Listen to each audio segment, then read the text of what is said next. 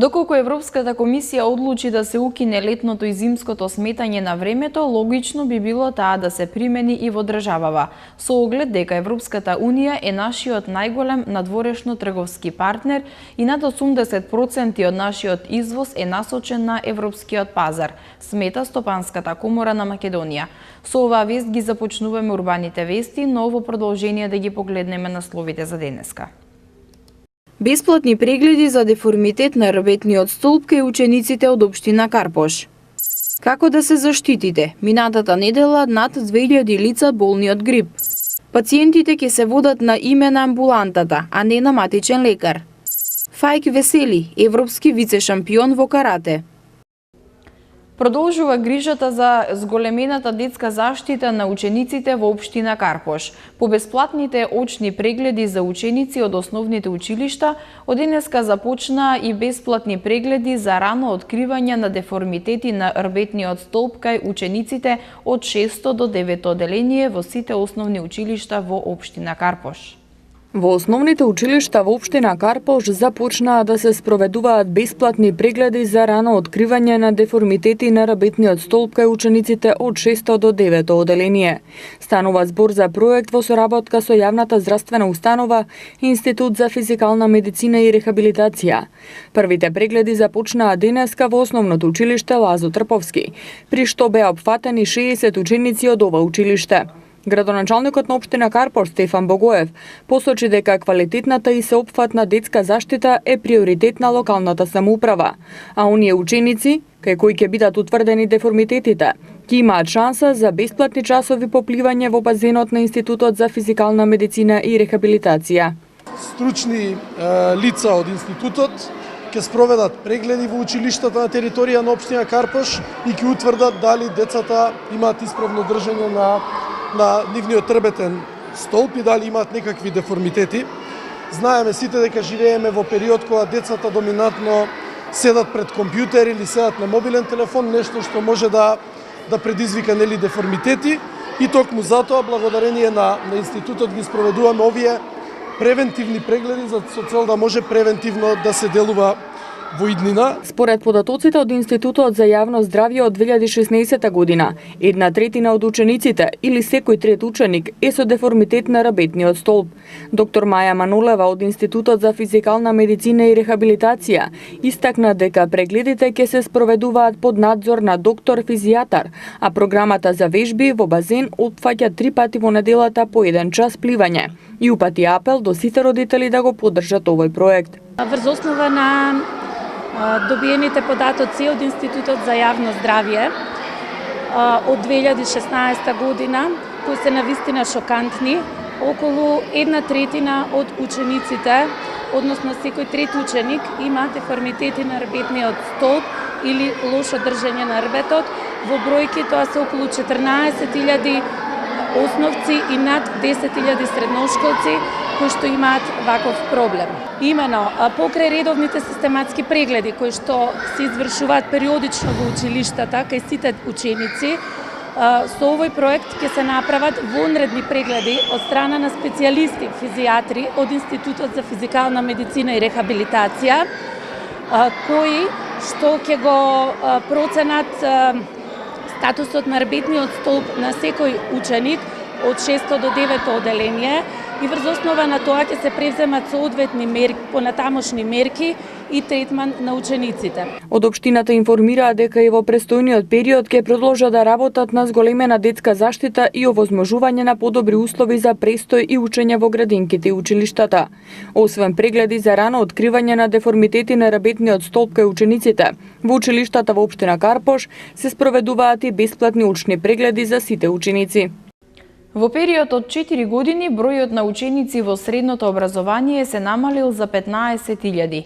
Според истражувањето на Институтот за стратешки истражувања и едукација во 2013 година, од 1 до 4 година во средното образование имало 85.000 ученици, а во 2017 70.000. Бројот на ученици во средното образование се намалил за 15.000 во период од 2013 до 2017 година, покажуваат податоците на Институтот за стратешки истражувања и едукација. Она што прво паѓа во очи е дека во 2013 година во сите години од прва до четврта во средното образование имало 85.000 ученици, а во 2017 70.000. Тоа значи дека бројот на ученици е намален за 15.000 за само 4 години, информираат од институтот. Трендот на намалување на бројот на ученици се должи во најголем дел на демографски причини. Освен во Скопје, бројот на ученици е намален во сите други општини и во Македонија. Бројот на наставници е исто така во опаѓање, но не во ист процент како бројот на ученици. Во истиот период бројот на наставен кадар е намален од 7100 на 7000. Тоа може во иднина да направи проблем со прекумерен број наставници, но тоа зависи како ќе се алоцираат наставниците, кои во таков случај би можеле да се алоцираат на начин на кој ќе се обезбеди поквалитетно образование со помали паралелки. Студијата во која се добиени овие податоци, а ја изработил институтот, имала примарна цел да се види колку транспарентно се трошат средствата во средните училишта. Тие врз основа на слободниот пристап до информации со јавен карактер требало да ги дадат овие податоци за потребите на истражувањето. Средните училишта од 11 општини прво не ги дале потребните информации, а тоа го направиле дури откако била покрената постапка пред Комисија за слободен пристап до информации од јавен карактер. Во рамки на изготвувањето на студијата се даваат препораки до средните училишта да покажат повеќе транспарентност во трошењето на јавните средства, а родителите и средношколците да покажат повеќе интерес за трошењето на средствата. Потикнати од благородна идеја за овозможување на престој во градинките за децата со дијабет, Асоциацијата за детски дијабет на Македонија и општина Кисела Вода спроведуваат проект за обуки на негователките и учителките, преку кои ќе знаат како правилно да постапуваат со децата кои се соочуваат со оваа болест.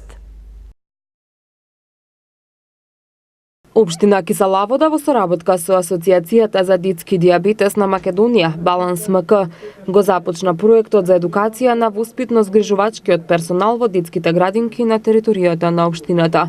Едукативниот проект е веќе во тек, а со него предвидено е да се упфатат 150 воспитувачки и негователки од вкупно 13 објекти на градинките во Кисела Вода.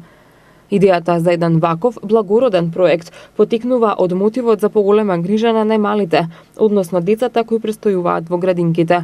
Со обуките, персоналот во градинките ќе стекне основни познавања на кој начин правилно треба да постапува со дечињата дијабетичари, каква храна и колку количински треба дневно да се најде на нивното мени и како да реагираат во случај на хипергликемија. Во моментот во Баланс МК има проценка дека на територијата на Кисела Вода има 25 деца со дијабетес. Значи, од нив веќе само 2 посетуваат градинка.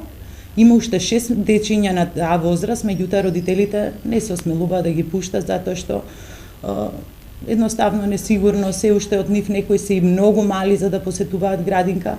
Значи, исто така би кажала дека е поаларамантна состојбата во основните училишта. Таму веќе, значи, ние имаме сознание дека учат 8 дечиња со дијабетес.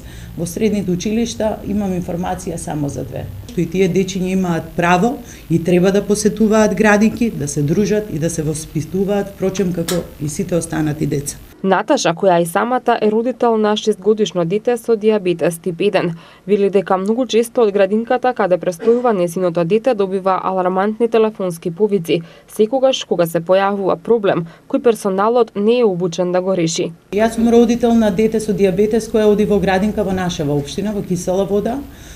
Значи, онлайн сум нон-стоп, не работам. Детето ми престојува 3 часа во градинка, токму ради таа неедуцираност на учителките и на негователките.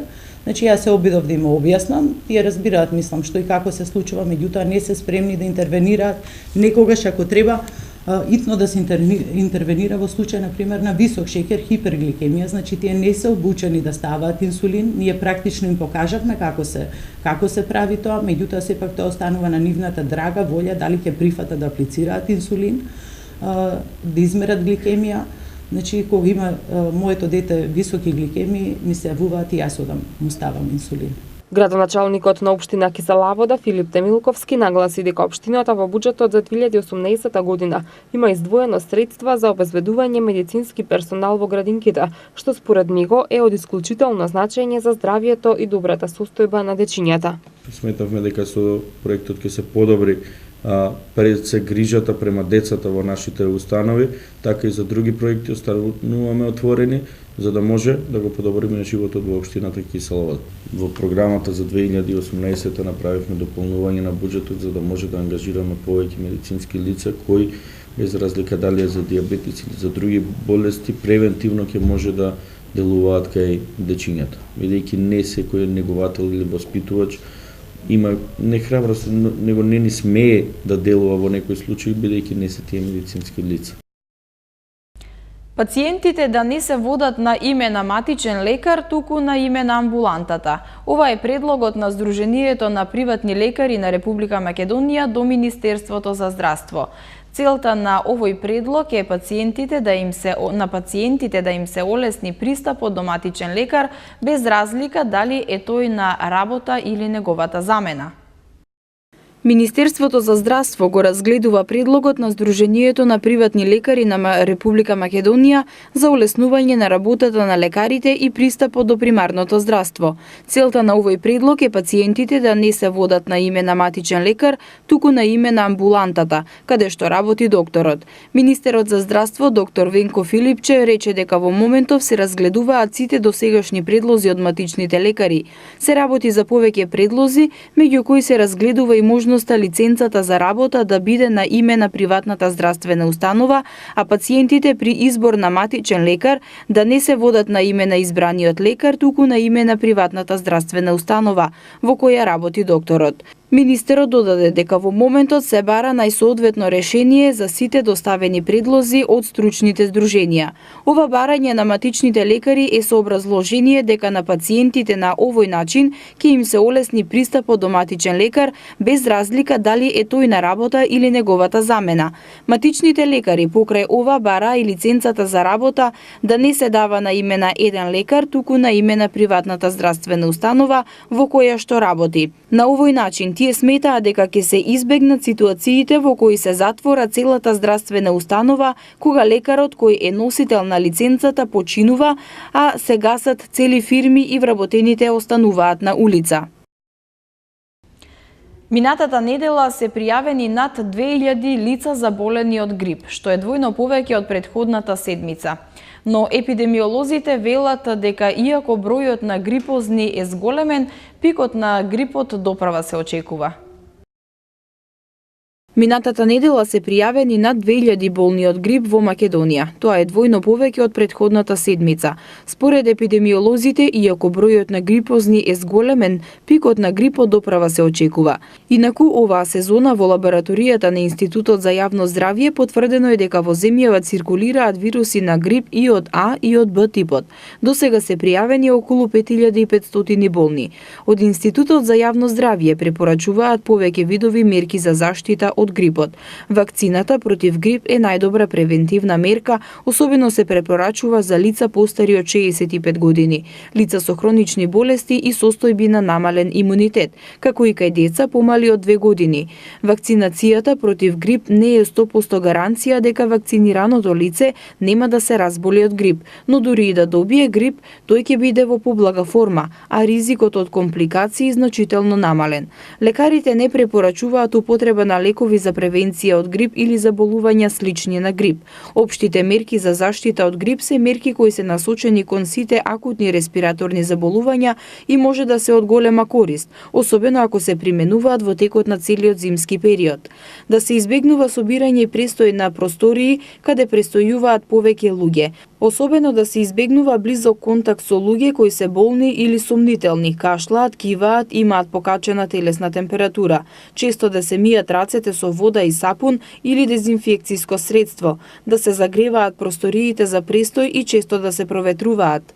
Препорачливо е топлослоевито облекување, топли бањи, да се пијат топли напитоци како чаеви и супи, овошни цедени сокови, вода со лимон, да се земаат свежи продукти богати со витамини и минерали, најдобро овоше и зеленчук кои се неопходни за организмот. Особено се пожелни продукти богати со витамин С, како цитрони, лимони или портокали. Доколку не се располага секогаш со свежи прехранбени продукти, може да се користат и мултивитамински напитоци и препарати. Како дополнителни средства може да се користат препарати на база на прополис, мед, ѓумбир, лук и слично. Практикување на здрав начин на живот и здрави навики, вклучително добар сон и одмор, здрава храна, одржувајте ја физичката и психичката активност. Намалете го стресот. Силниот имунитет ќе ви помогне да останете здрави или полесно да се справите со грипот и заболувањата слични на грип. Од Институтот за јавно здравје вела дека сепак, дури и да сте совршено здрави и да имате силен имунитет, може да заболите од грип. Затоа применувајте некои од овие совети за заштита. Градоначалникот Златко Марин им додели признаници за особени успеси во спортот на тројца успешни каратисти од општина Аеродром, кои на Европското првенство за кадети, јуниори и помлади сениори во Сочи, Русија, освоија врвни резултати. Фајк Весели, Столес Милковски и Марио Свинерски се тројцата каратисти од општина Аеродром кои постигнаа врвни резултати на Европското првенство за кадети, јуниори и помлади сениори во Сочи, Русија. Тројцата каратисти од градоначалникот на општина Аеродром Златко Марин добија признаници за особени успеси во спортот. Имено Фајк Весели го освои сребрениот медал во јуниорска конкуренција во борби, а Столес Милковски зема 5-то место во категоријата до 55 килограми. Од општина Аеродром информираа дека општината наскоро ќе објави повик за доделување еднократна финансиска поддршка за талентирани спортисти, со цел да ги поттикне младите да ги реализираат своите амбиции и да придонесе за развивање на спортот во општината. Исто така, општина Аеродром има подпишано меморандум за соработка со Центарот за едукација и менаџмент во спортот, кој се однесува на едукација на млади спортисти од општината во соработка со Факултетот за физичко образование, спорт и здравје, како и соработка со Агенцијата за млади и спорт на Република Македонија во делот на унапредување на училишниот и масовниот спорт и поддршката на индивидуалните спортови. Регионалниот центар за управување со кризи информира дека утре без електрична енергија ќе останат неколку скопски општини. Станува збор за општините Карпош, Газибаба и Сопиште. Дел од корисниците од улиците Владимир Каваев и Извор во општина Карпош утре од 9 до 12 часот ќе останат без напојување со електрична енергија.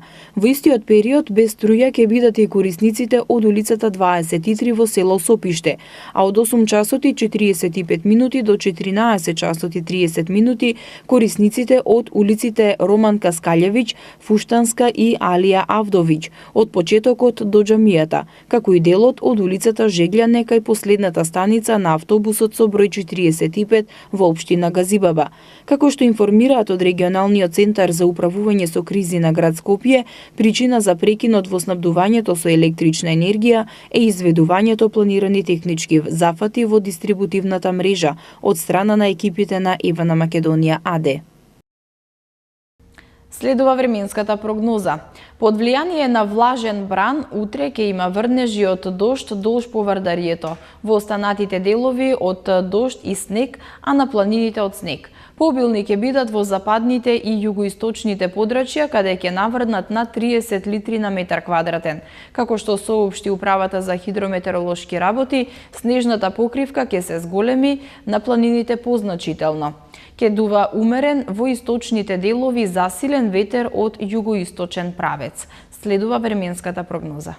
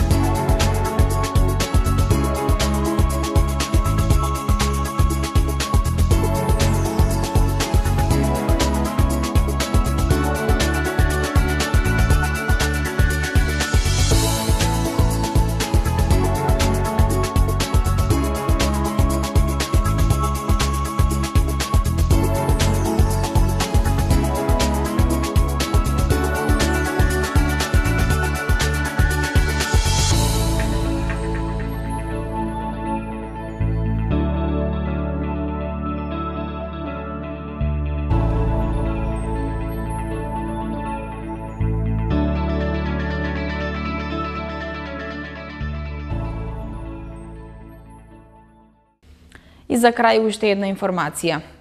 Македонија лани во декември ја посетиле 51.599 туристи кои оствариле 103.721 ноќевање, што представува за 22,6% повеќе туристи и за 28% повеќе ноќевања во споредба со истиот месец од претходната година. Според податоците на Државниот завод за статистика во декември 2017 година, бројот на домашните туристи пораснал за 19%, а на странските за 24,7%. Бројот пак на ноќевањата на домашните туристи е зголемен за 29,3%, а на странските за 27%. Тоа беше се што ви подготвивме во ова издание на Урбаните вести. Останете и понатаму со програмата на МТМ. Довидување.